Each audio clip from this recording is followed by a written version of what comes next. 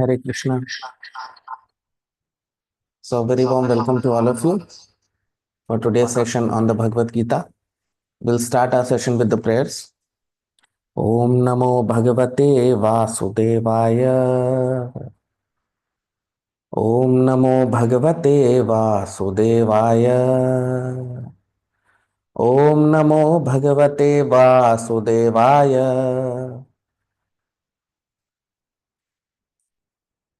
So, we are in the last part of the 7th chapter of the Bhagavad Gita. And in the previous sessions, in fact, this whole 7th chapter, Lord Krishna has spoken about different kinds of people. Lord Krishna, in the beginning, he spoke about the Mayavadis. Then Lord Krishna spoke about 4 kinds of Dushkritina. Then he spoke about 4 kinds of Sukritina. Then Lord Krishna spoke about people who worship other devatas, other demigods, and how they are less intelligent. Then Lord Krishna talks about people who consider impersonal aspect or who worship the formless energy, who are called impersonalists. And then finally, in the previous session, we discussed Lord Krishna. He talks about how he is covered by his illusory potency. Krishna says that Naham Prakasha Sarvasya Yoga Maya Samavritah Mudho Yam Nabhijanati. So Lord Krishna says that I am not visible to everyone. Why? Because I am covered by my illusory potency, which is called Yog Maya. And we discussed example of, in the previous session, we discussed about this example also of a puppet show. That how the children, they just see the puppets, but they are not able to recognize or they are not able to fathom that actually behind the curtain, there is a person who is running the whole show. So Krishna also is behind that curtain, and that curtain is Yog Maya potency of Krishna. So now moving ahead, today we'll begin our discussion with text 27, shloka number 27 of the 7th chapter of the Bhagavad Gita. Ichchadvesha samuthena dvandva mohena bharata sarvabhutani sammoham sarge yanti parantapa. Ichchadvesha samuthena dvandva mohena bharata sarvabhutani sammoham sarge yanti parantapa. Translation: O Bharat, the dualities of desire and hatred which arise from illusion delude all living entities. Due to this, they enter into this material creation. Now you see. So Lord Krishna, now in this shloka, he is giving the reason, because sometimes people ask, because we tell them that the goal of human life is to go back to Krishna, go back to the spiritual world.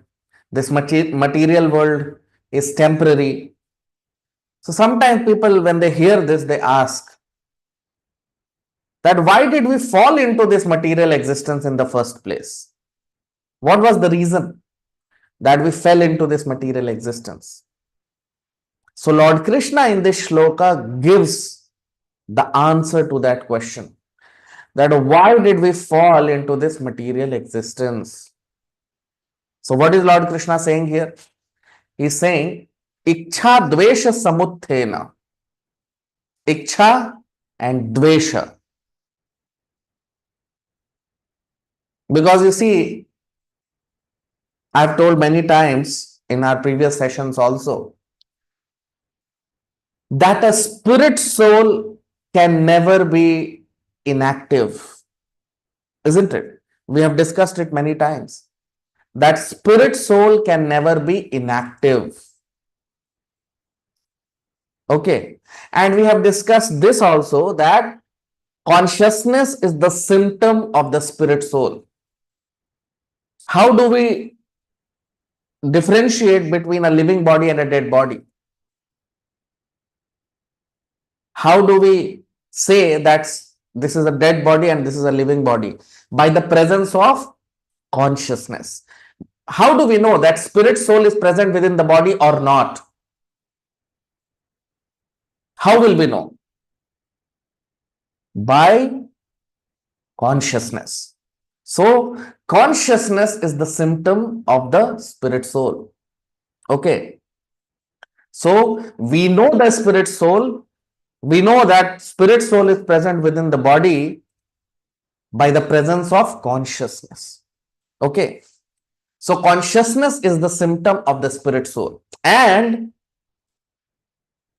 activity is the symptom of consciousness. Now, we know that spirit soul is present within the body by the presence of consciousness. But how do we know that consciousness is present within the body? By activity, right? So every living entity, if a spirit soul is there within the body, body will be active. Although a person may be lying down, but heart will be pumping, breathing will take place. So by all these things, we know that the body is active. And when the body is active, that means spirit soul is there within the body. Consciousness is there within the body, right? So consciousness is the symptom of the spirit soul and activity is the symptom of consciousness. Now there is another symptom of consciousness. What is that? Desire. Desire is also a symptom of consciousness. We are all living entities.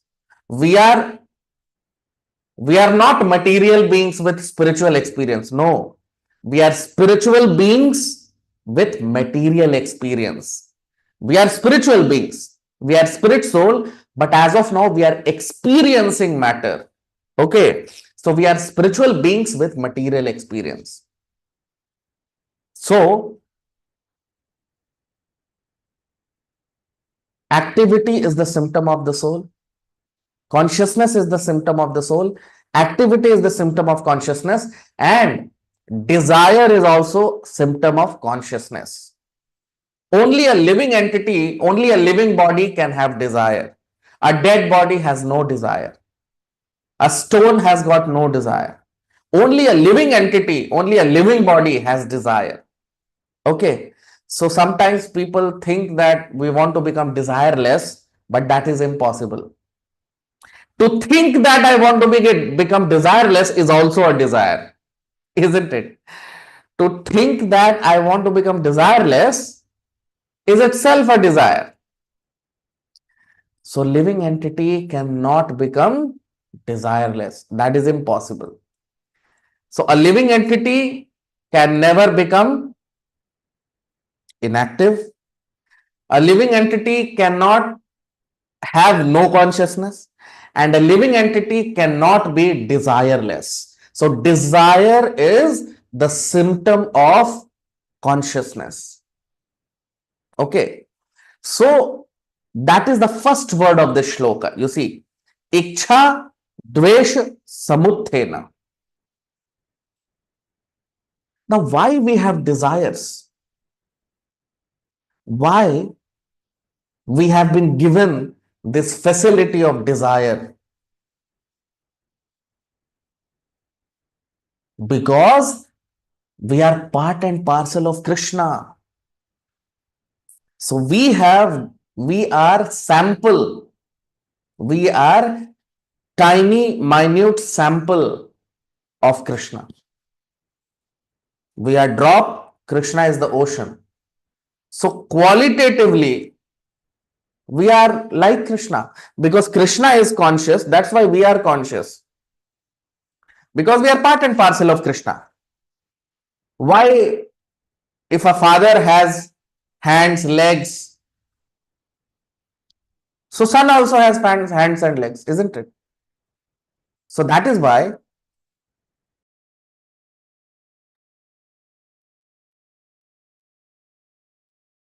we have desire. We have been given this facility of desire because Krishna has desires. We are conscious beings because Krishna is a conscious being. Of course, he's supreme conscious being. We are tiny, minute consciousness.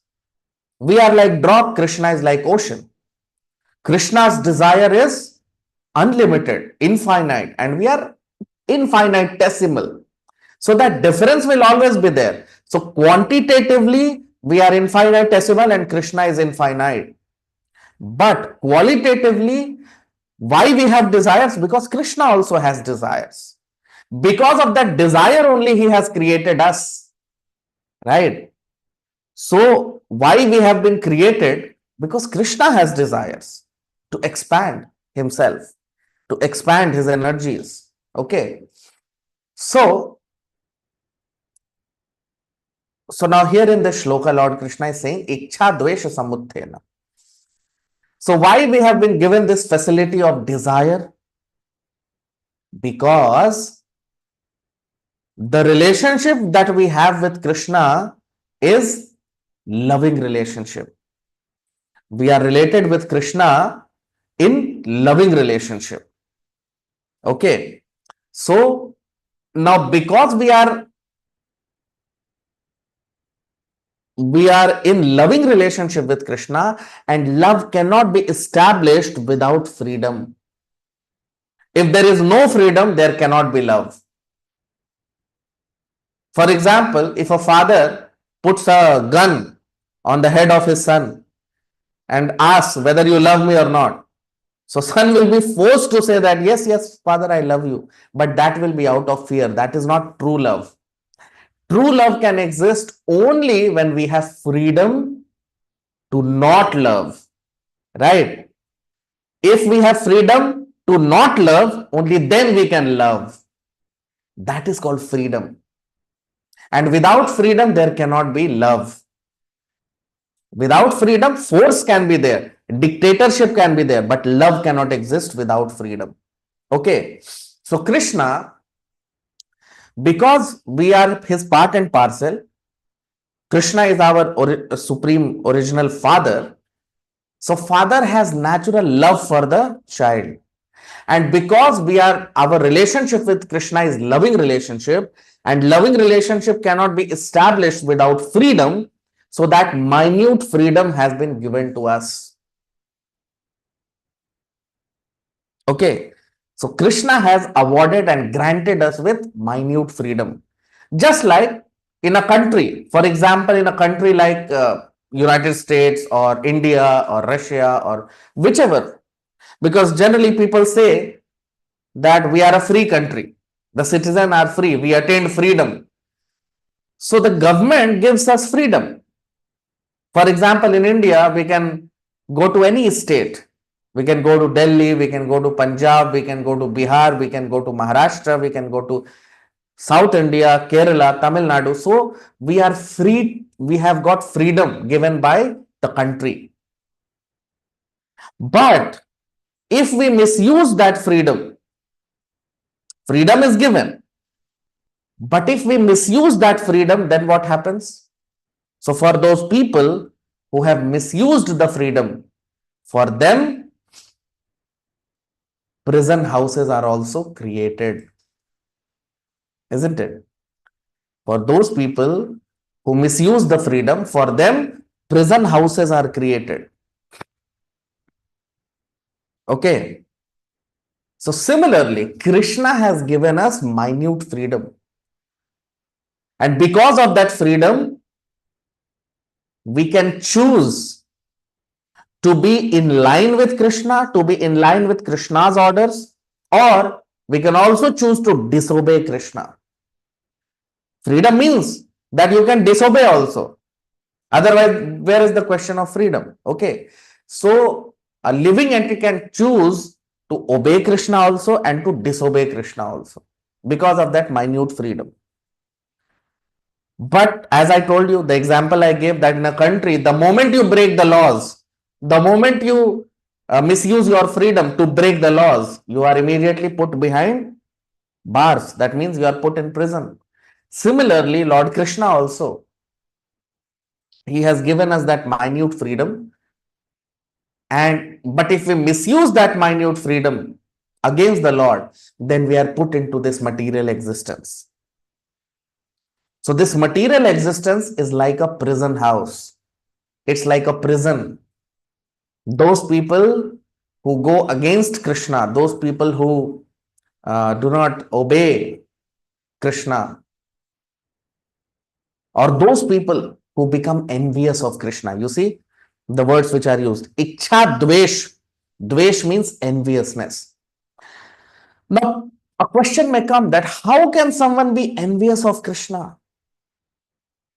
How can someone be envious of Krishna?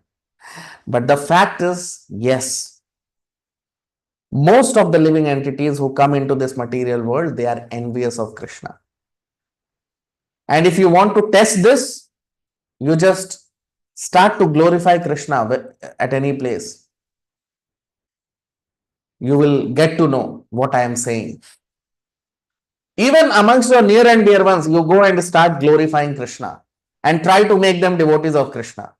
You will realize why I am saying that people are envious of Krishna.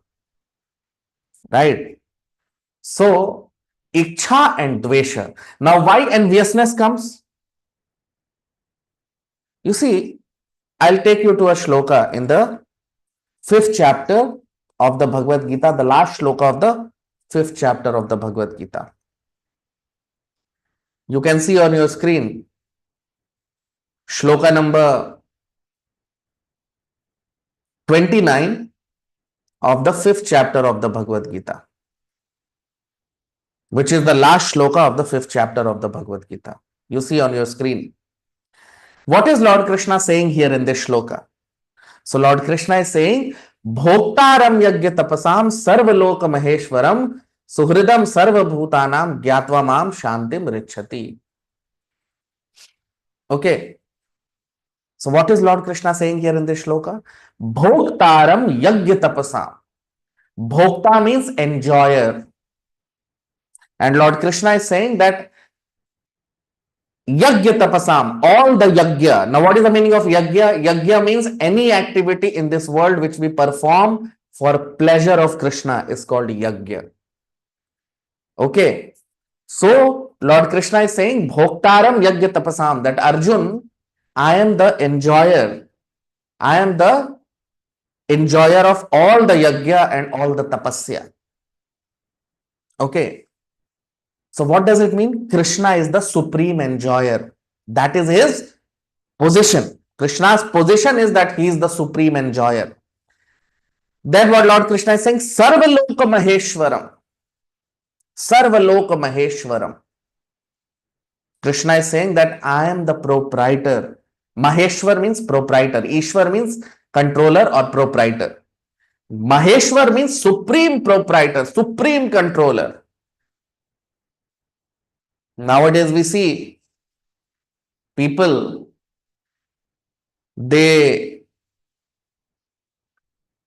modern human beings, current human beings, or the society which we see,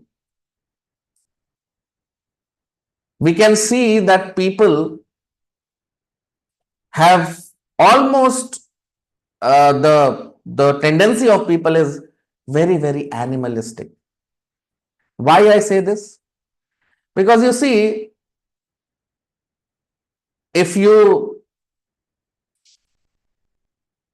see dogs, street dogs, which you find in societies, the dogs, first they will divide their area. So one dog will say this area belongs to me, another dog will say okay, that area belongs to me, and they will form groups. And if dog from this society goes to the other society, all other dogs will start fighting with that dog. Can you see the similarity what human beings are doing nowadays? Krishna created this earthly planet. Okay. In fact, Krishna has created this whole universe. But what have we done to this earthly planet? We have divided. This is India, this is America, this is Russia, this is China, this is Pakistan, this is Bangladesh, this is Nepal, this is Bhutan. Right? So, this is what is called doggish mentality. You just divide and then you fight. First, you divide everyone and then you start fighting with each other. Today, India saying that Kashmir belongs to me. Pakistan says, no, Kashmir belongs to me. Ultimately, Kashmir belongs to whom? Krishna. Today, if you are living in a society, you may say that this home belongs to me, this house belongs to me. And after that person passes away, that house will belong to his son. But after 1,000 years, ultimately whom it belongs to, that plot of land belongs to whom ultimately? Krishna. Kashmir neither belongs to India nor to Pakistan. Kashmir belongs to Krishna. Okay. Each and every tract of land belongs to Krishna. Vasudev Kutumbakam. That is our Sanatan Dharma. Vasudev Kutumbakam. This whole earth belongs to Krishna. Okay. So, Krishna, that's what he is saying. That Bhoktatam Yajna Tapasam. I am the supreme enjoyer and Sarvaloka Maheshwaram. This whole universe belongs to me. I am the proprietor of this whole universe. Sarvalok means all the lokas, this whole universe. So what does it mean? Supreme proprietor. Then the third part, Suhridam Sarvabhutanam. Sarvabhutanam means all living entities, and Suhridam means dearmost well-wisher. So according to this shloka, what is Lord Krishna saying? What is his position? Lord Krishna is saying, Bhoktaram Yajna Tapasam. Arjun, I am the supreme enjoyer. Sarvalok Maheshwaram, I am the supreme proprietor. And Suhridam Sarvabhutanam, I am the supreme well-wisher. I am the supreme enjoyer, I am the supreme proprietor, and I am the supreme well-wisher. Okay, now let's go back to the shloka which we were discussing.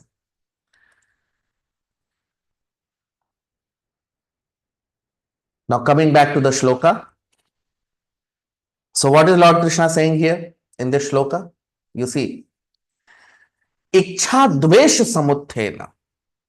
So Krishna is the supreme enjoyer.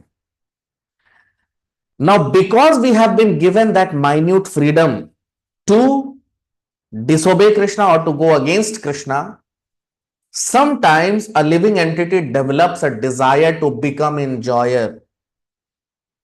Now, what is our constitutional position? We are servants. We are loving servants of Krishna. What is Krishna's position? He is the supreme enjoyer. We are Prakriti and Krishna is Purusha. According to Srimad Bhagavatam, we are Prakriti and Krishna is Purusha. Purusha means male and Prakriti means female. So we are all Prakriti. Man, women, animals, this whole universe, demigods, they are all Prakriti. And Krishna is Purusha. He is the supreme personality, supreme person. So person means enjoyer and Prakriti means to be enjoyed. Our duty, our constitution is to give enjoyment to Krishna, to give pleasure to Krishna. That is our constitutional position. And Krishna is the supreme enjoyer. So what happens now? Because our relationship with Krishna is loving relationship. And that is why we have been given minute freedom. So when we misuse that freedom, and how do we misuse that freedom? When we see Krishna, the supreme enjoyer, we sometimes living entities, they think that let me also become enjoyer. But that is not possible. Suppose if there is a king and an ordinary citizen comes and starts to challenge the king, what will happen? He'll be put in prison, isn't it? Similarly, Krishna is the supreme proprietor, supreme enjoyer. So the moment a living entity desires to enjoy, he's put into this material existence. Because that is not our constitutional position. We have misused our freedom. So in a country also, as soon as a person misuses his freedom, he is put in prison house. Now, why prison houses are constructed by the government? Does it give great pleasure to the government to create prison houses? No. No government wants to construct prison houses. It does not give great pleasure to the government, isn't it? Do we judge development of a country by number of prison houses? Oh, this country had 100 prison houses, so it's a developed country. No. No government wants to create prison houses, but government knows that there will be people who will misuse their freedom, and that is why prison houses are constructed. So the purpose of prison houses, the goal is not to punish, the goal is to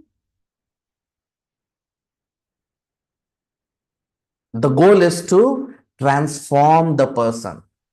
The goal is not to punish. Now, punishment is an aspect of the prison house, but that is not the goal. The goal is to transform the person. When a person goes to the prison house, now prison houses will never be 7-star hotel, isn't it? If they would have been 7-star hotels, then no one would come out of the jail. So that is why prison houses are always miserable. Similarly, this material world is like a prison house. When we misuse our freedom, according to Krishna's arrangement, we are put into this material world, and this material world, we will see in the 9th chapter, Krishna says, this is dukhalayam ashashvatam. This is miserable and temporary. This material world is miserable and temporary. Why we have to die? Once we have taken birth, why we have to die? Why old age comes? Why diseases come? These are all miseries, isn't it? So this material world is miserable place. Why? Because this is like a prison house, and living entities are sent here to get transformed. Okay. So that is what Lord Krishna is saying here. Ichha dvesha samuthena. Ichha means desire. Desire is because of freedom. Okay. And because of that freedom, dvesha means enviousness to Krishna. Enviousness to Krishna. So most of the living entities in this material world, they are envious of Krishna. Most of the living entities. I mean, the root cause of entering into this material existence is enviousness to Krishna. Okay. Now, this material world has only a fraction of living entities. Most of the living entities live in the spiritual world. Very few living entities are in this material creation. Okay. Because this is meant for transforming those people who have misused their freedom. Okay. So, Lord Krishna is telling, Ichha dvesha samuthena. Samuthena means to arise. Okay.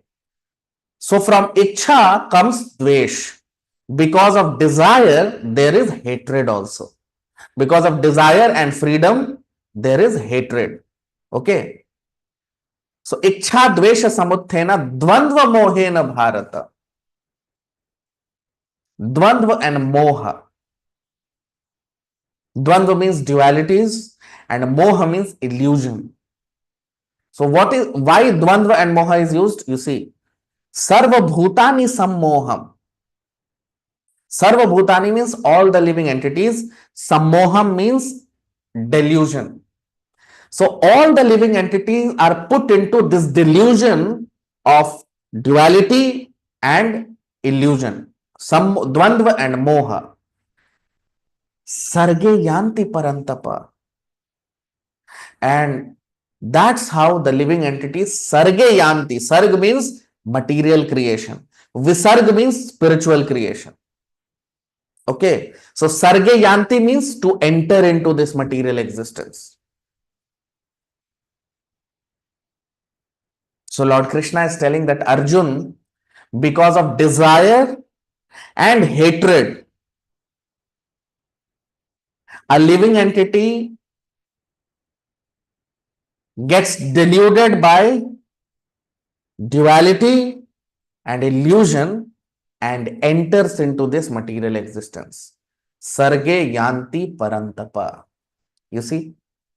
So the reason why we have entered into this material creation is misuse of our freedom which is given by Krishna, and when we misuse that freedom, we enter into this material creation. Okay. Now, once a living entity enters into this material creation, as soon as the living entity enters into this material creation, according to Srimad Bhagavatam, there is a special energy of Krishna which starts acting on the living entity. What is that energy called? That energy of Krishna is called Avidya Shakti. Avidya Shakti. That means the real knowledge of the living entity gets, the living entity loses his real knowledge. His real knowledge is lost. When that energy acts on the living entity, his real knowledge gets lost. What is real knowledge? That I am a spirit soul, I am not this body, I am a spirit soul, I am part and parcel of Krishna. So that real knowledge of the living entity gets lost. So the living entity forgets himself, he forgets Krishna, he forgets himself. And because of the three modes which is acting on him, Sattvagun, Rajogun, Tamogun, he starts to identify himself with this material body. Now, because of his identification of this with this material body, he starts acting according to the material body. He starts thinking that I am this material body. That is called false ego. He develops that false ego that I am this material body, and he starts to work for the pleasure of this material body. And that produces actions and reactions. And that's how a living entity falls into this vicious cycle of karma bandhan, or the cycle of karma, karmic reactions. Vicious cycle of karmic reactions.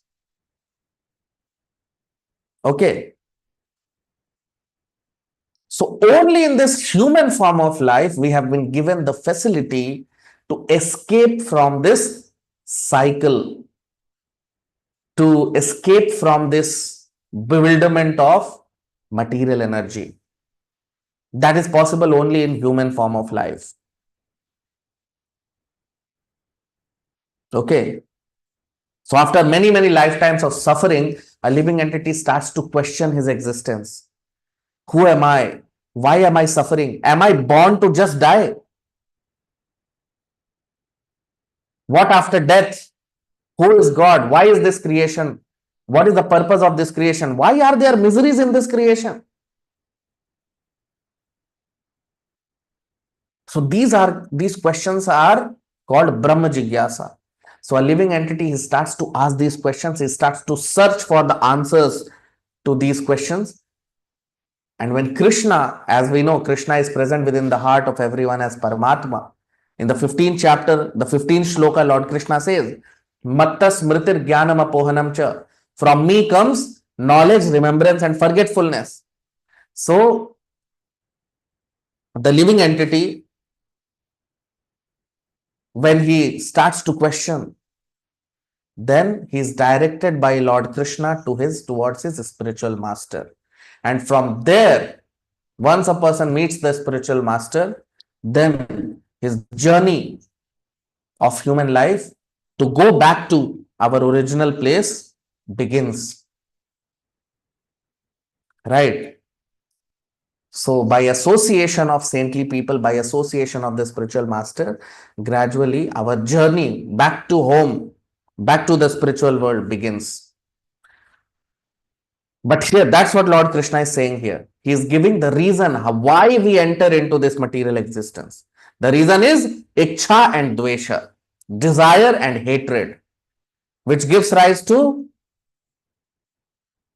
So because of desire and hatred, living entity, he enters into this material existence because he comes under the delusion of duality and illusion.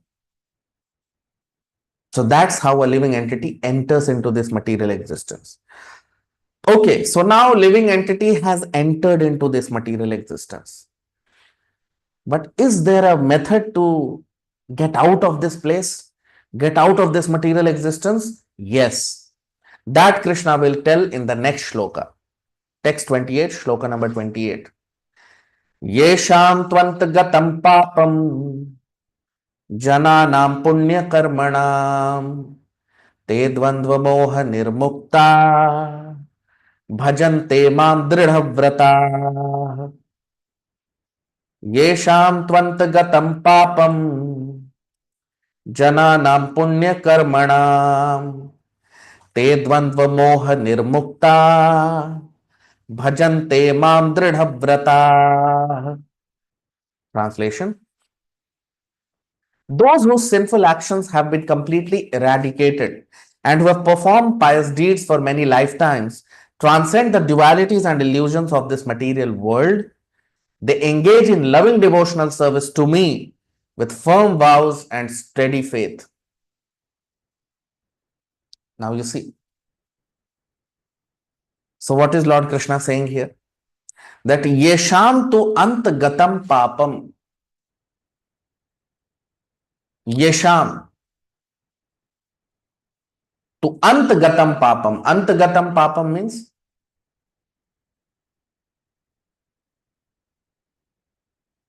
ant gatam papam means those living entities or those people whose sinful actions or sinful actions and reactions have been eradicated.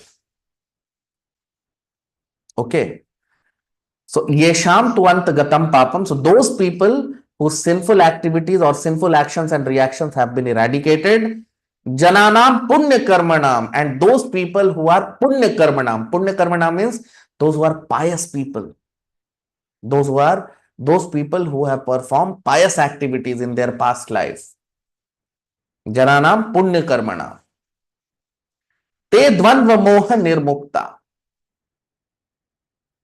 Then Lord Krishna is saying that such people, those whose sinful actions have been eradicated, those who have acted piously for many, many lifetimes, te dvandva moha nirmukta. They can become free from dvandva and moha.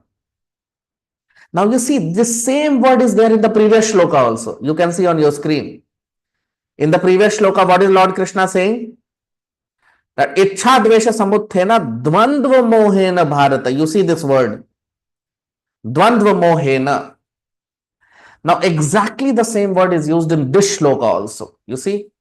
Yesham tvantagatam papam jananam punya karmanam te dvandva moha.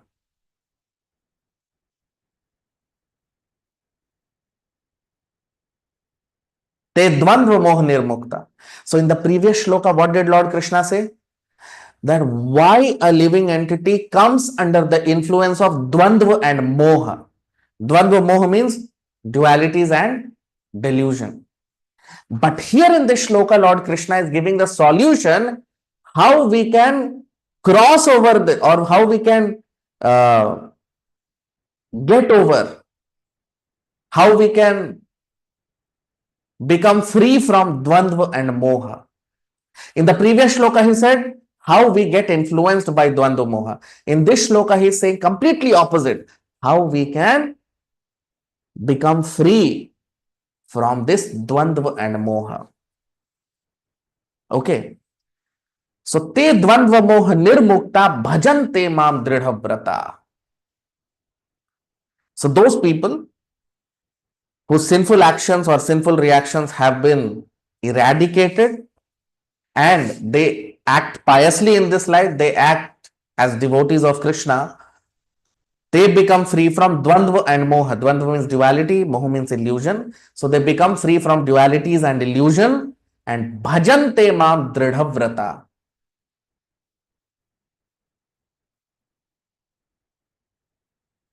Bhajante mam dridhavrata. So such people, they become free from dualities and illusion, and bhajante mam dridhavrata. See, very important this part. Bhajante mam dridhavrata. Such people, they do bhajan. Bhajan means they engage in loving devotional service to Krishna. Dridhavrata. Dridhavrata means with great determination. With great determination and faith. Who?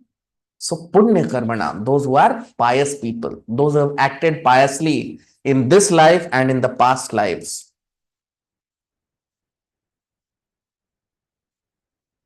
Right? So those who are not pious people, they cannot serve Krishna. Krishna will be served only by those people who are devotees of Krishna.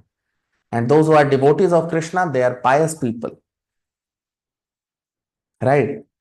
So that's what Lord Krishna is saying here. In the previous shloka, he said, how we enter into this material creation and get influenced by dvandva and moha. And in this shloka, he is saying, dvandva moha nirmukta, how we can become free from dvandva and moha. And when we become free from dvandva and moha, that means duality and illusion, then bhajante mam dridhavrata. Then we are able to engage in loving devotional service of Krishna with firm faith and with strict vows. So in the previous shloka, Lord Krishna gave us the clue why we enter into this material creation. Now in this shloka, he is giving us the clue how to transcend or become free or get liberated from this material creation. Now text 29, shloka number 29. Jara marana mokshaya mamashritya yatanti ye te brahma tad viduh kritsnam adhyatmam karma chakhilam. Jara marana mokshaya mamashritya yatanti ye te brahma tad viduh kritsnam adhyatmam karma chakhilam. Translation. Those who are endeavoring for liberation from old age and death engage in loving devotional service to me, taking complete shelter in me. They transcend the three modes of material nature because they possess complete knowledge of all spiritual and material activities. You see, very important shloka. So Krishna extends this shloka, the previous shloka, further in this shloka by saying that Jara Marana Mokshaya. Jara and Maran. Jara means old age and diseases, and Maran means death. Okay. So Jara Marana Mokshaya. Mokshaya means liberation. So liberation from Jara and Marana. So Jara Marana Mokshaya. How to become free from diseases, old age, and death. Because this is what is why, that is why this material world is called miserable. Because no one wants old age, no one wants diseases, and no one wants to die. But still it is forced upon us. Why? Because this is material world. We don't belong to this world.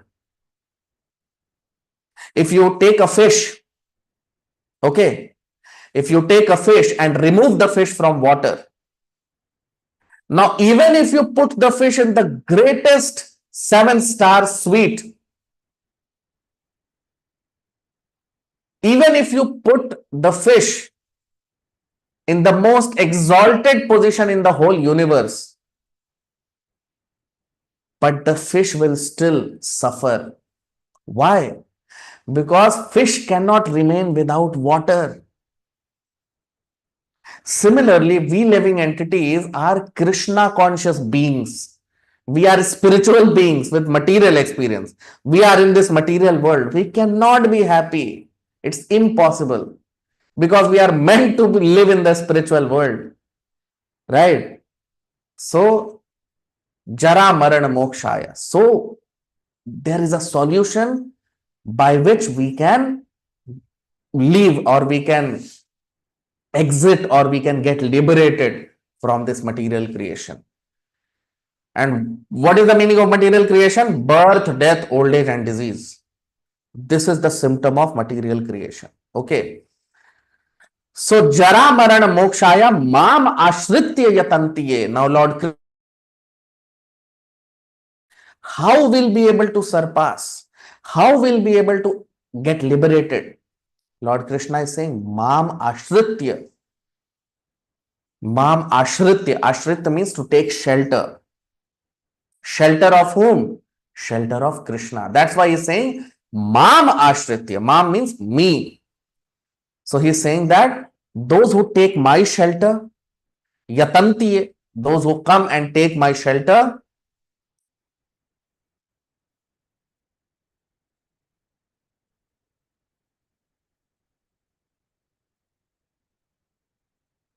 Mam Ashritya, those who take my shelter, Te Brahma Tad Viduh Krishna. Te Brahma. Now, Brahma means Krishna. Sometimes in the Vedic scriptures, sometimes Param Brahma word is used, or sometimes even Brahma word is used for Lord Krishna. Okay. So, here in this shloka, Lord Krishna is saying that Te Brahma Tad Viduh Krishnam. So, Lord Krishna is saying that they know me, they know Krishnam. Krishnam means everything, all inclusive, or entirely. Okay. So, Te Brahma Tad Viduh Krishnam. So, such people, they know me and they know everything. Everything means what? Adhyatmam karma cha akhilam. Adhyatmam. Adhyatmam means spiritual activities. Okay. So, Adhyatmam karma, they know what is spiritual activity, what is material activity, cha akhilam, and they know everything. Such people, they know everything. What is material and what is spiritual. Who? Mam Ashritya, those who take shelter of Lord Krishna. Okay. Because you see, material knowledge, if we want to have, if we want to gain material knowledge, we gain material knowledge through books or through material people. We go to material teachers, material so-called books we read, and that's how we gain material knowledge. But that is not the process for spiritual knowledge. That is not the process how we develop spiritual knowledge. Spiritual knowledge we develop from within the heart. When we engage in Shravanam, when we hear from the spiritual master and we engage in loving devotional service to Krishna by Shravanam and Kirtanam. Shravanam means hearing Krishna Katha from the spiritual master, and Kirtanam. Kirtanam means chant Hare Krishna Mahamantra. Hare Krishna, Krishna Krishna, Hare Hare, Hare Ram, Ram Ram, Hare Hare. So when we engage in Shravanam and Kirtanam, then the spiritual knowledge is transmitted from within the heart also. Because Krishna says in the Bhagavad Gita, Matta Smritir Jnanam Apohanam Cha. I am present in everyone's heart, and from me comes remembrance, knowledge, and forgetfulness. So that's what Lord Krishna is saying. You see, Te Brahma Tad Viduh Krishnam. So those people who have taken my shelter, that means once we take shelter of Krishna, and how we take shelter of Krishna? By taking shelter of a pure devotee of Krishna, by taking shelter of the spiritual master. So once we take shelter of Krishna, then Tad Viduh Krishna, then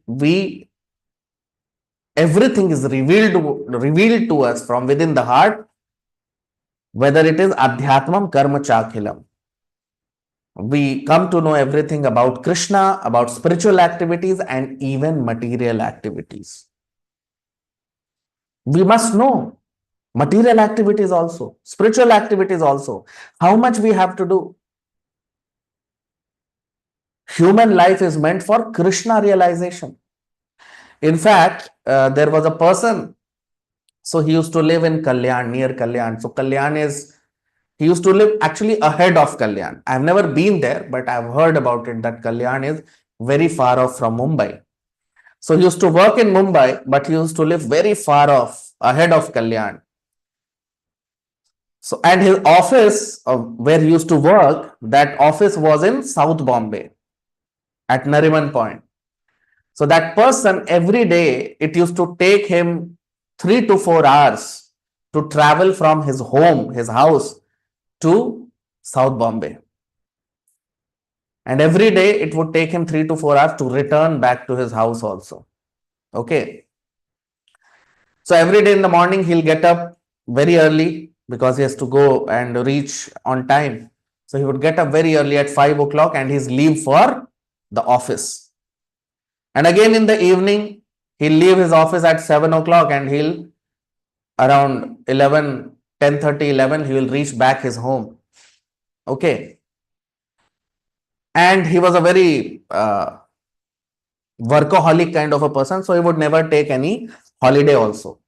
So one day, after a long time, after many, many years, he was given a holiday. He took the holiday also. So that day, he was sleeping in the morning in his home. And you know, his son saw him. His son saw. And his son asked his mother that, Mother, who is this person who is sleeping with me? Just see. His son never saw his father because his father was spending so much time in traveling and all these things. You see? So normally people think that until unless we work very, very hard, we'll not get food. But no, Krishna has arranged for everyone. Okay. So how much we have to work? If we engage too much in material activities, whole life will pass in such material activities, and one day we'll forget the purpose of human life. Right? So that is what Lord Krishna is saying, that once a person takes shelter of me, then he is able to know everything. He is able to know me, he is able to know spiritual activities as well as material activities. And he is able to know what is the goal of human life, which is to attain Krishna. Now text 30, shloka number 30, the last shloka of this chapter. Sadhibhutadhidevam mam sadhiyajnam cha ye viduhu prayana kale pichamam te viduryukta chetasah. Sadhibhutadhidevam mam sadhiyajnam cha ye viduhu prayana kale pichamam te viduryukta chetasah. Translation: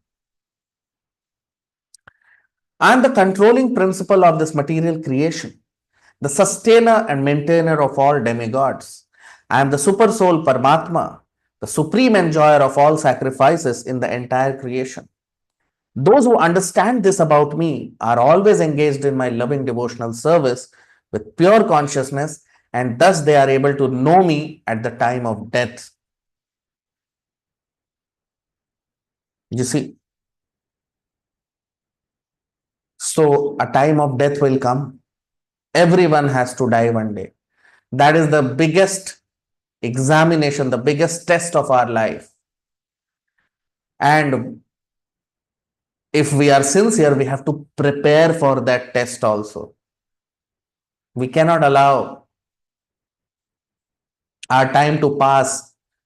And such precious time, human life is so precious. So time in human life is so precious.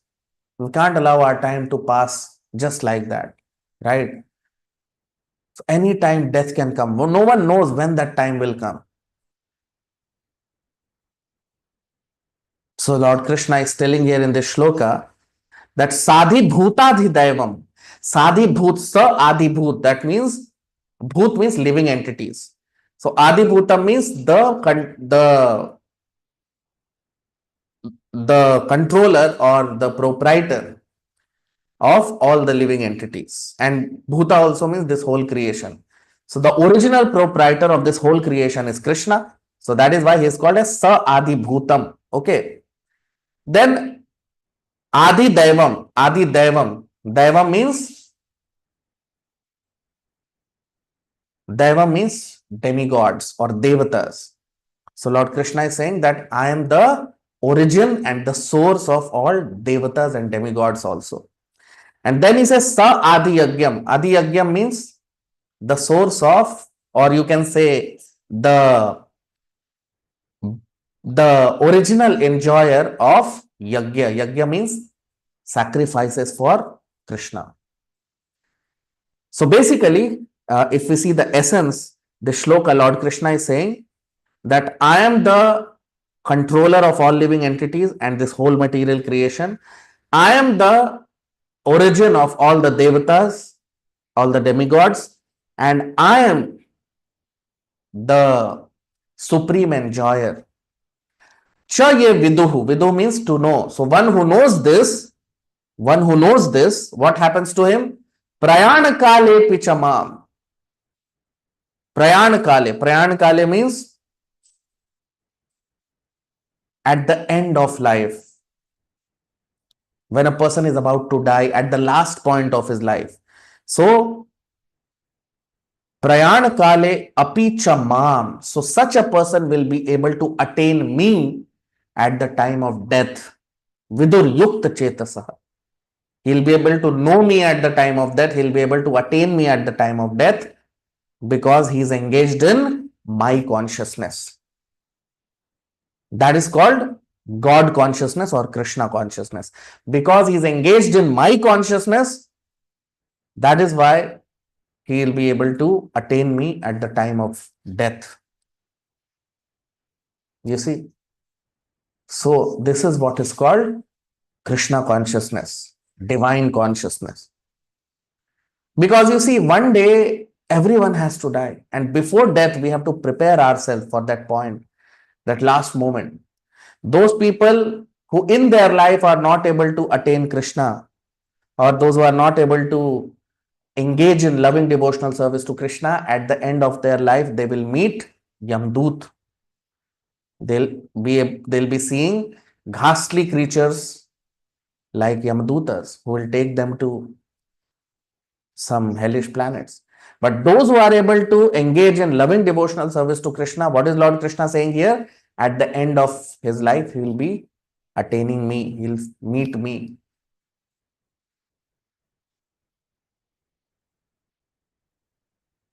In fact, I might have told this earlier also. So there was a person who was hospitalized and he was about to die. I think during COVID, during Corona times. And during those times, people were not allowed to go near him. So all his family members came to meet him. And with great difficulty, he opened his eyes and he saw that my mother has come, my father has come, the whole family had come. Brother, sister, wife, children, everyone had come. So gradually, when he saw everyone, his eyes started becoming bigger. And then he asked everyone, if all of you are here, who is at the shop? Who is at the office or the shop? You see? So now he is about to die and he's thinking of the shop as if shop will go with him. No, that is called lost purpose. That is called deviation from the real goal of human life. Real goal of human life is to attain Krishna. Human life is meant for Krishna realization. And that is what Lord Krishna is saying here. And that's how he concludes this 7th chapter of the Bhagavad Gita by saying that at the end of our life, we have to think of Krishna. We should become conscious of Krishna. Okay. So now this ends the 7th chapter of the Bhagavad Gita. Now we'll move to the 8th chapter of the Bhagavad Gita from the next session. And 8th chapter of the Bhagavad Gita is very special because in the 8th chapter, we'll cover the secrets of the universe. We'll cover Vedic cosmology. It's very special and very, very esoteric parts we'll be covering. So from the next session, we'll begin the 8th chapter. Today we'll complete the 7th chapter. So thank you very much all of you for coming for today's session. Hare Krishna.